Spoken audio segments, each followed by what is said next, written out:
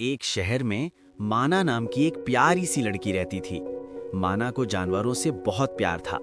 اس کے پاس ایک بہت ہی خوبصورت کیٹ تھی جس کا نام میمی تھا۔ میمی کی سافٹ سفید فر اور چمکتی آنکھیں تھیں۔ مانا اس کا بہت خیال رکھتی تھی، اسے دودھ پلاتی، اس کے ساتھ کھیلتی اور اسے کبھی اکیلا محسوس نہیں ہونے دیتی تھی۔ ایک دن میمی گھر سے باہر چلی گئی اور راستے میں اسے ایک بھوکا چھوٹا کٹن ملا۔